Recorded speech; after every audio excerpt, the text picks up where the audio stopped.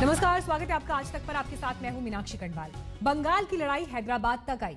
असदुद्दीन ओवैसी ने अब अपना कदम पश्चिम बंगाल की तरफ बढ़ा लिया है।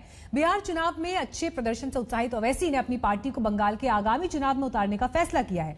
ओवैसी के इस खतरे को भांपते हुए ममता बनर्जी अलर्ट मोड पर हैं। दोनों के बीच आज की जुबानी जंग ने यह एहसास करा दिया कि टीएमसी, बीजेपी और लेफ्ट के बाद बंगाल की सियासत में अब चौथा कोना भी जुड़ गया है। पश्चिम बंगाल की सियासत में एंट्री के लिए तैयार हैं असदुद्दीन ओवैसी। बिहार विधानसभा चुनाव में मिली कामयाबी से जोश के बाद विस्तारवादी कदम के तहत ओवैसी अब उत्तर प्रदेश के साथ पश्चिम बंगाल को नया निशाना बनाने की तैयारी में है, जिसने ममता बनर्जी को अलर्ट कर दिया है। ओवैसी पर ममता का हमला उसकी बानगी भर है। মাইনরিটিসদের ভোট ভাগ করবার জন্য আবার হায়দ্রাবাদের একটা পার্টিকে ধরে এনেছে। সেই পার্টিটা আবার এখানে কয়েক টাকা জোগাড় করে বিজেপি টাকা দেয় আর বিজেপির টাকায় ওরা এটা করে যায়। দেখেছেন আপনারা, বিহারের ইলেকশনে প্রমাণিত হয়ে গেছে, অন্যান্য ইলেকশনে প্রমাণিত হয়েছে। হিন্দুদের কাছে গিয়ে বলবে ওদের খুব হিন্দু, মুসলিমদের বলবে ওই নেতাগুলোকে, সব মুসলিমরা নয়, ওই হায়দ্রাবাদের ওই নেতাদের, ওরা বিজেপির সমর্থক, গিয়ে বলবে হিন্দুদের এলাকায় খুব গালাগালি দাও হিন্দুদের, তাহলে কি হবে? হিন্দুরা রেগে যাবে, ভোটটা আমি পাবো। আর মুসলিম এলাকায় গিয়ে তুমি মুসলিমদের হয়ে এমন ভালো ভালো কথা বলো যাতে মুসলিমদের ভোটটাও আমি পাই। অর্থাৎ বিজেপি হিন্দুদের ভোটটা নেবে আর ও মুসলিমদের ভোটটা নেবে, আর আমি কি কাঁচা কলা খাবো? जलपाईगुड़ी की सभा में ममता ने सीधा सीधा आरोप लगाया कि अल्पसंख्यक वोट बांटने के लिए बीजेपी ने AIMIM को पकड़ा है। बीजेपी पैसे देकर ओवैसी से वोट बंटवाने का काम करती है। ममता ने कल निशाना साधा और आज ओवैसी से जवाब भी आ गया। तो भाई असदुद्दीन ओवैसी को कोई इतना बड़ा आदमी पैदा नहीं हुआ दुनिया में जो दौलत की बिना पे खरीद सके। तो ये इल्जाम बेबुनियाद है और ये बौखलाहट का शिकार हो चुकी है। ममता बनर्जी को फिक्र करनी चाहिए अपने घर की। इतने लोग उनके बीजेपी में जा रहे हैं, वो उसकी फिक्र करे। और ममता बनर्जी को हम एक अनसॉलिसिटेड सजेशन देना चाह रहे हैं कि उन्होंने जिस तरीके से बीजेपी से मुकाबला किया पार्लियामेंट के चुनाव में, तो 17 बीजेपी जीत गए, हम तो थे भी नहीं वहां पर।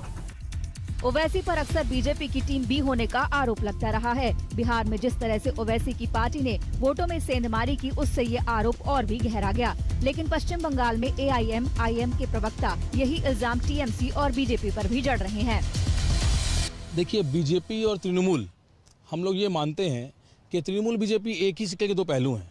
पहला चीज़ ये है कि असदुद्दीन ओवैसी अब यहाँ पे इलेक्शन लड़े नहीं।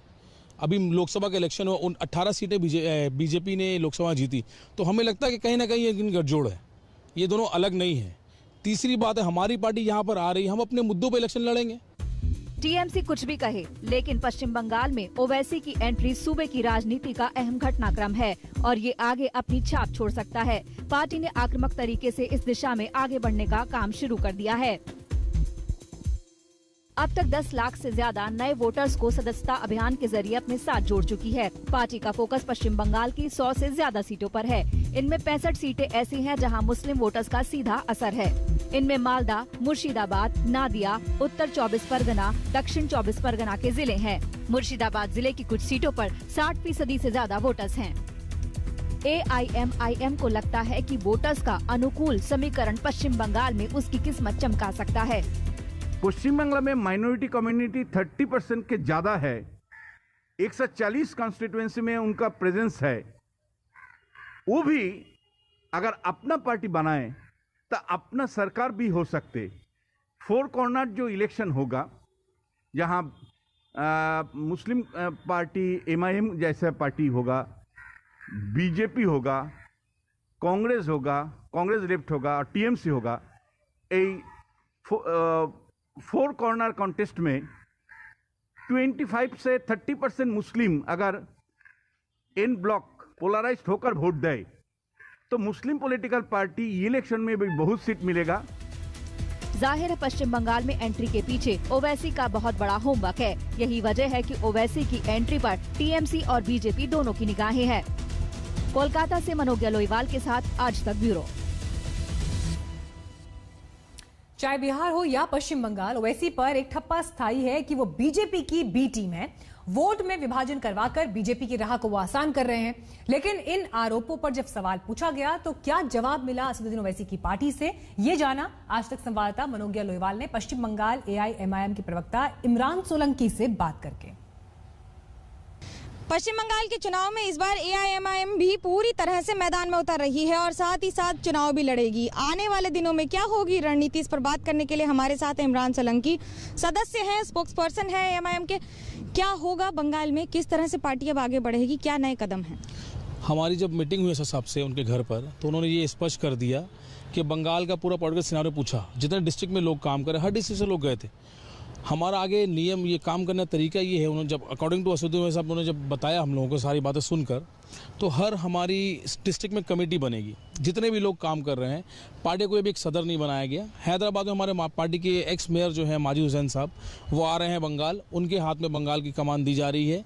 वो सारी रिपोर्टिंग करेंगे सबको, यहाँ पूरी कमेटी वही बनाएंगे और हम लोग हर डिस्ट्रिक्ट लेवल पे कमेटी बनाएंगे। सदर नहीं बना रहे प्रेसिडेंट पार्टी का, क्योंकि इलेक्शन का टाइम है, 4-5 महीने बाकी इलेक्शन में, विधानसभा इलेक्शन में। तो उन्होंने कहा कि विधानसभा इलेक्शन लड़ेंगे और कमेटी जब हमें डिसाइड करेगी, पूरी कमेटी हर डिस्ट्रिक्ट की, वो बताएंगे कैसे इलेक्शन लड़ना है और किन किन सीटों पर लड़ना है। तो हम उम्मीद करते हैं जो हमारी कमेटी काम करेगी और जो 6-7 साल से काम कर रही है बंगाल में, हम लोग बंगाल में पूरी तरह लड़ेंगे, पूरे बंगाल में इलेक्शन लड़ेंगे। कोशिश हमारी यही है और हमारे वर्कर्स ज़्यादा से ज़्यादा लोगों तक पहुंच सके, ग्रास रूट पे काम कर सके। हम उम्मीद करते हैं कि इंशाल्लाह हम लोग सारे बंगाल में इलेक्शन लड़ेंगे और ग्रास रूट से काम करके काम कर रहे हैं हम लोग 7-8 साल से। कमेटी जो बनेगी वो फैसला करेगी, आगे ऊपर फैसला सदस्य साहब करेंगे कितनी सीटों पर लड़ेंगे। आपके और आरोप लगे हैं कि बीजेपी का प्लान बी पार्टी है, इसकी वजह से हर उन जगहों पर लड़ती है जहां पर विपक्ष को नुकसान हो, यानी कि बंगाल में सत्ता पक्ष। देखिए, आप मुझे बताइए, ये सवाल का जवाब तो साहब बहुत बार दिए और हम लोगों के सामने ये सवाल आता है। आपने सवाल क्या, ये जितना भी इंटरव्यू होता है हमारा, उसमें सवाल आता है। आप मुझे बताइए, हम लोग अगर इलेक्शन लड़ते हैं, कोई भी पॉलिटिकल पार्टी, आज ममता बनर्जी ने जब पार्टी बनाई थी 1998 में, तो उन्होंने इलेक्शन लड़ा था, तो उसके लिए भी लोग बोलते थे कि ममता बनर्जी जो है वो वोट कटवा पार्टी है। जितनी पॉलिटिकल पार्टी है, आप अपनी ज़मीन तलाश कर रहे हैं, आप अपने पार्टी को यहाँ पे इलेक्शन लड़ेंगे तो आप अपनी ज़मीन, अपने समर्थक देख रहे हैं और आपकी आइडियोलॉजी को लेकर आगे बढ़ते हैं। ये कहीं भी नहीं होता। ये जो बोलते हैं, कांग्रेस बोलती है, तृणमूल बोलती है, ये जो बोलते हैं जितनी पार्टी हैं, ये सब ये बेबुनियाद बातें हैं। ये इलेक्शन में और चुनाव में, प्रजातंत्र में ऐसा नहीं है। एक और जहां प्रजातंत्र है तो वहीं चुनाव और चुनाव के मुद्दे भी हैं, जिनमें हर बार एक नए कयास के साथ एक नई बात शुरू होती है। कैमरा पर्सन तापस बैरी के साथ मनोज्ञा लोईवाल, कोलकाता, आज तक। लेकिन ऐसा नहीं है कि सिर्फ बंगाल तक असदुद्दीन ओवैसी की निगाहें सीमित हैं, बल्कि प्लान तो अब यूपी का भी है। अरविंद केजरीवाल के बाद ओवैसी ने मिशन उत्तर प्रदेश पर कदम बढ़ा दिए हैं। ओवैसी ने आज सुहेल देव भारतीय समाज पार्टी प्रमुख ओम प्रकाश राजभर से मुलाकात की। संकेत है कि ओवैसी राजभर से हाथ मिला सकते हैं। ओवैसी ने शिवपाल की भी तारीफ की। कोशिश यानी यही कि छोटे दलों को मिलाकर यूपी में एक बड़ा गठबंधन बनाया जाए। और इससे पहले, क्योंकि ओवैसी बिहार में चुनाव लड़ चुके हैं और नजरें बंगाल पर भी हैं, यूपी पर भी हैं, और जो नतीजे बिहार में दिखाई दिए थे, जो कामयाबी उम्मीद से भी आगे बिहार में मिली, अब उसी को आगे दोहराने की कोशिश बंगाल और उत्तर प्रदेश में भी। लेकिन उत्तर प्रदेश के मद्देनजर ये दो तस्वीरें बहुत अहम हैं इस वक्त, क्योंकि कल ही दिल्ली के मुख्यमंत्री अरविंद केजरीवाल ने यह कहा कि आम आदमी पार्टी उत्तर प्रदेश में अगला विधानसभा चुनाव लड़ेगी। तो आज असदुद्दीन ओवैसी जब लखनऊ में मौजूद है तो उसकी गूंज दिल्ली तक भी सुनाई दे रही है। तो यूपी प्लान आम आदमी पार्टी के ऐलान के बाद सामने आया है। कल दिल्ली के सीएम यूपी चुनाव में आम आदमी पार्टी लड़ेगी, इस बात का ऐलान कर चुके हैं।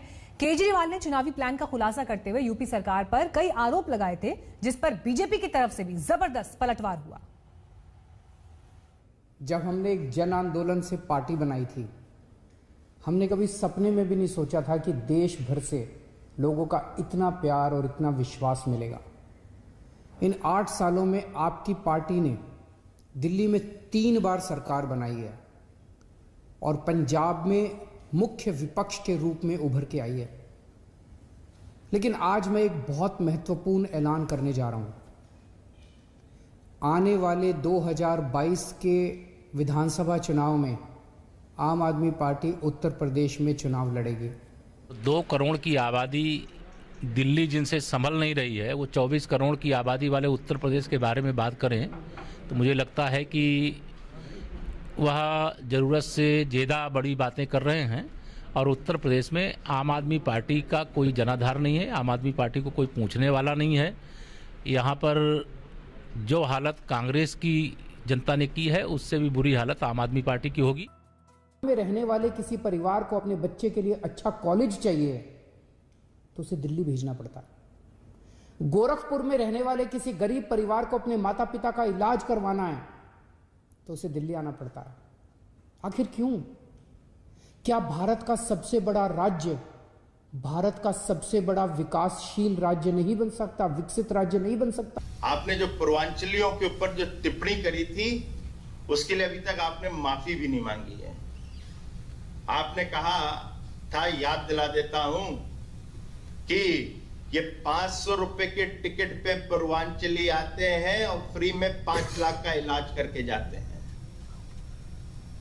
और इसलिए दिल्ली में हम लोग कोविड की लड़ाई जीत नहीं पा रहे हैं इन पूर्वांचलियों के कारण। तो एक तरफ दिल्ली के मुख्यमंत्री ऐलान कर चुके हैं कि आम आदमी पार्टी यूपी का चुनाव लड़ेगी, तो आज ओवैसी भी लखनऊ में मौजूद है, जहां वो ये कह रहे हैं कि छोटे दलों को साथ आना चाहिए उत्तर प्रदेश में सरकार बनाने के लिए, बीजेपी से लोहा लेने के लिए। लेकिन असदुद्दीन ओवैसी ही नजरें गड़ाए बैठे हैं पश्चिम बंगाल में भी, और मुस्लिम वोट बैंक पर ये नजर। लेकिन पश्चिम बंगाल की अगर बात करें तो वहां पर मुख्य टक्कर जो आने वाले चुनाव में दिखाई देती है वो टीएमसी और बीजेपी के बीच दिखाई देती है, क्योंकि पिछले लोकसभा चुनाव के जो नतीजे आए उसके बाद बीजेपी के हौसले काफी बुलंद हैं और वो ममता बनर्जी का किला ढहाना चाहते हैं। मनोज्ञा लोईवाल आ गई है हमारे साथ और जानकारी के साथ। मनोज्ञा, असदुद्दीन ओवैसी अब अगर जब बंगाल की जमीन पर उतर रहे हैं, क्या उनका प्लान होगा? इसे लेकर तो आप पार्टी के नेताओं से बात कर ही रही थी, लेकिन मुख्य तौर पर जो लड़ाई बीजेपी और टीएमसी के बीच दिखाई देती है, ओवैसी फैक्टर क्या रोल निभाएगा उसमें? देखिए, 3 बड़ी बातें हैं। ओवैसी फैक्टर, पहली बात, ओवैसी बहुत अच्छे से जानते हैं कि एंटी इनकम्बेंसी मुख्यमंत्री ममता बनर्जी के खिलाफ है। ऐसे में फायदा उठाने के लिए मीम को बहुत ही बड़ी जमीन मिलेगी। वो ये भी जानती हैं कि ऐसा नहीं है कि सिर्फ ममता ने हमेशा मुस्लिमों के हिमायत में बात की है, लेकिन कई बार ऐसी बात हुई है जिससे खुद मुसलमानों को लगा है कि उन्हें हिकारत की नज़र से देखा गया है, और इसी का फायदा मीम उठाना चाहती है, ये मानते हुए कि जो लोग तृणमूल कांग्रेस से नाराज हैं और जो बीजेपी की तरफ नहीं जाएंगे या कांग्रेस से भी नाराज हैं, वो कम से कम अब मीम के समर्थन में आएंगे।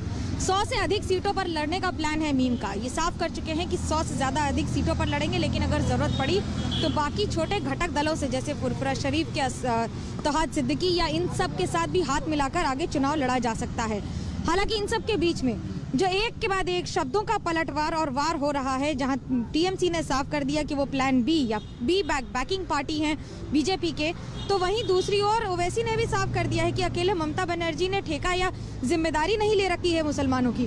तो अब जो वोट बैंक है, जो बंटने और बांटने की तैयारी हो रही है, उसके मद्देनजर दिलचस्प होगा ये मुकाबला, जहां मीम ये जानती है कि उनका एक सिलेक्टेड वोट बैंक है। ऐसे कई इलाके हैं, 30% से ज्यादा मुस्लिम हैं बंगाल में, जो ये चाहते हैं कि किसी न किसी तरह से एक नया एंट्रेंट हो राजनीति में, जो न सिर्फ उनके साथ हो बल्कि हो सकता है उनके लिए बात भी करे यहाँ पर। शुक्रिया मनोज्ञा आपका इस जानकारी के लिए। खबर एक ट्रक ड्राइवर की बहादुरी और सूझबूझ की। यह खबर अकोला की है। एक ट्रक ड्राइवर की सूझबूझ से बड़ा हादसा टल गया।